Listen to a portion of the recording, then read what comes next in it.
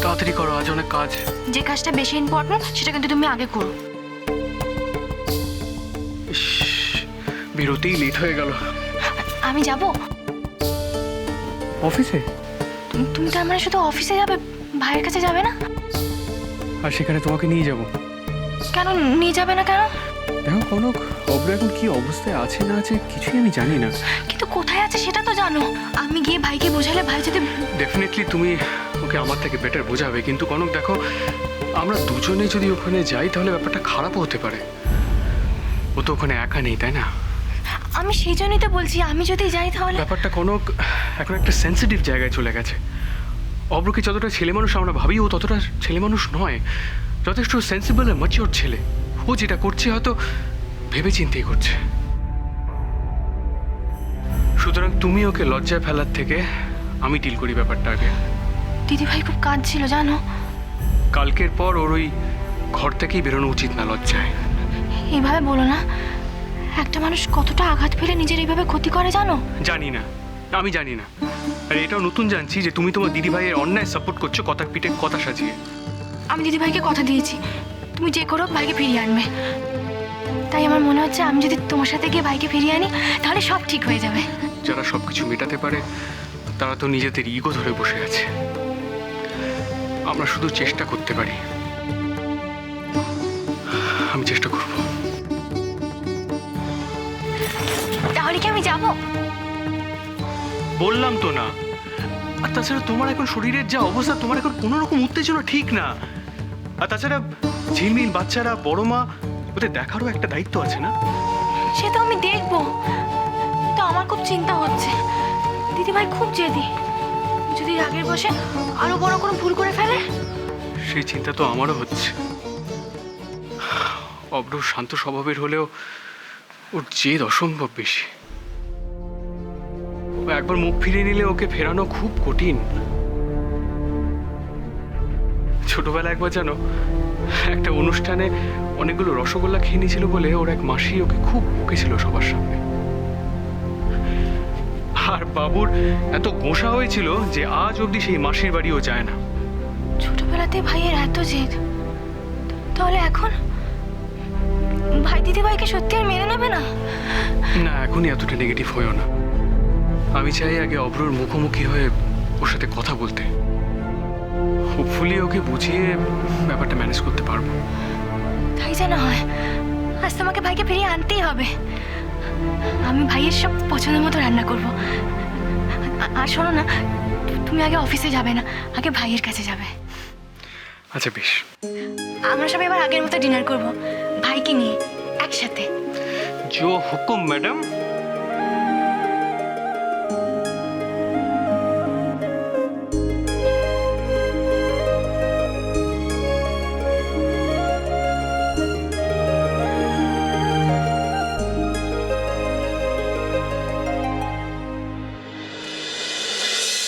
মা, এই প্রবলেমটা না সলভ করতে পারছি না, একটু দেখিয়ে দাও না। এই তো দেখিয়ে দিলাম, মাথা কাটি বার করতে পারছিস না? আমি তো এখন ম্যাথ করছি, আগেটা তো সায়েন্স ছিল। সায়েন্স ছিল? দেখি।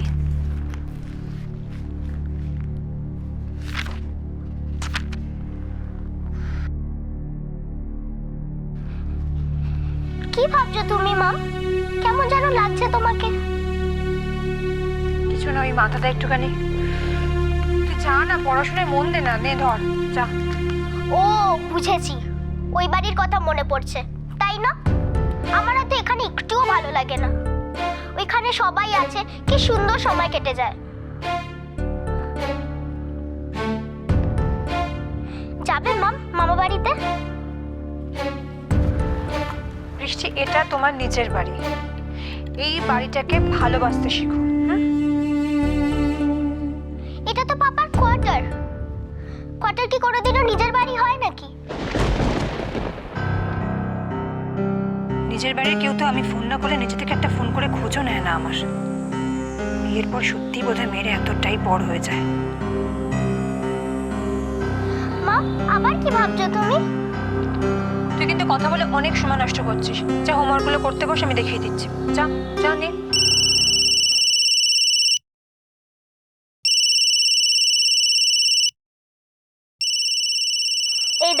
আমরা ওই বাড়ির কথা বলছিলাম আর দিদিভাই ফোন করেছে।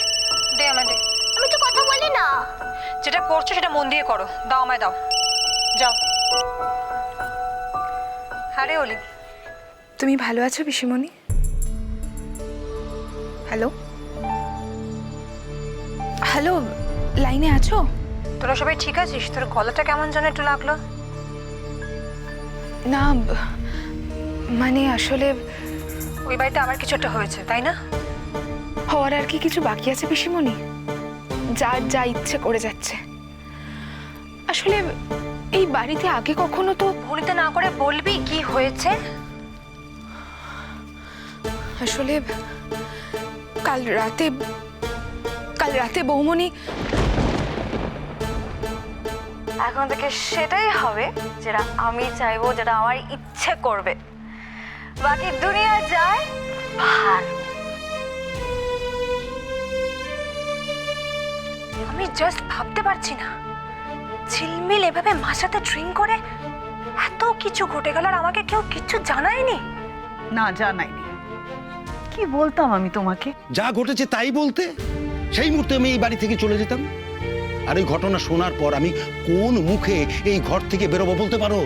তোমার শরীর ভালো নেই কো, উত্তেজিত হলে কি থেকে কি হয়। এত কিছু সহ্য করার পরও যখন আমার কিছু হয়নি, তখন এই ঘটনা শোনার পরে আমার কি হবে? এখন তো মনে হচ্ছে আমার জীবনে যা কিছু ভুল আছে, যা কিছু পাপ আছে, তার শাস্তি ভগবান দিচ্ছে। সব সহ্য করে যেতে হবে আমার। না গো না, এ কথা বলো না কো। আমি তো এতদিন ধরে দেখছি তোমায়, তুমি তো আমরা অনেকবার বারণ করেছো ঝিলমিলকে অগাধ ভালোবাসা, অডেল পোষ্য এসব দিয়ে মানুষ না করতে। আমি তো শুনিনি কো। আকাশ কুসুম স্বপ্ন দেখেছি মেয়েটাকে নিয়ে, সাধ্যের বাইরে সাধ করেছি। আমি কি করে জানবো বলো, কি করে জানবো যে মেয়েটা এভাবে মান সম্মান লুটিয়ে দেবে? বড্ড লজ্জা করছে শিখা। ভাবছি চার দেওয়ালের বাইরের মানুষগুলোর কাছে আমি মুখ দেখাবো কি করে? যে আত্মমর্যাদার বড়াই করতাম আমি, সেটা তোমার মেয়ে ধুলোতে মিশিয়ে দিল। না গো না না, ও কথা বলো না, আমার সব দোষ, আমি তো স্বীকার করছি গো। আমি তোমার কাছে একটা অনুরোধ করব, তুমি সেটা রাখবে? বলো। না শোনার মতো তো আর বাকি নেই কিছু আমার।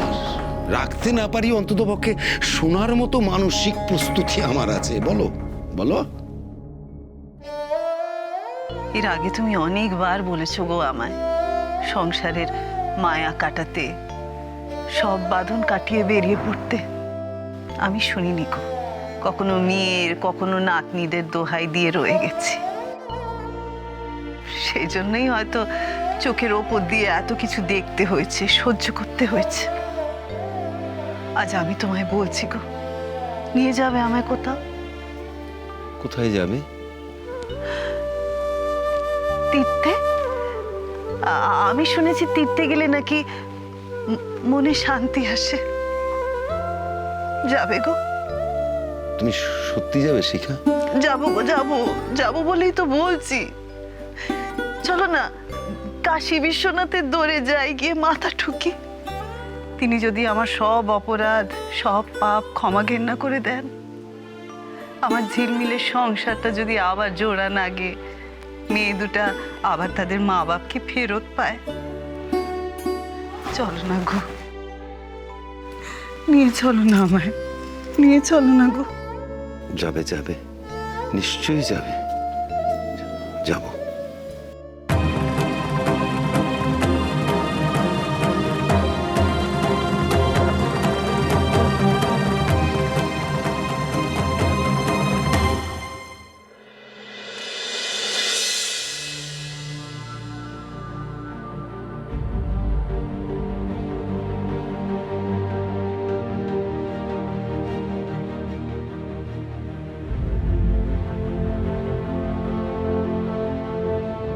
আরে মিসেস চৌধুরী, আপনি? নমস্কার।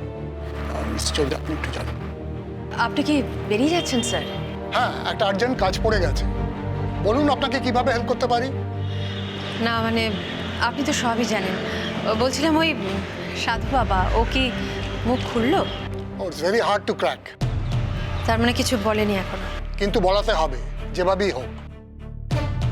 মিথ্যে কথা বলছে বোঝা যাচ্ছে, কিন্তু আসল কথাটা বাড়ানো যাচ্ছে না। আমাকে একটা কথা বলবেন যে ওরা আর কতদিন লকআপে থাকবে? কাল কোর্টের ডেট আছে, ওখানে যে ডিসিশন হওয়ার হবে।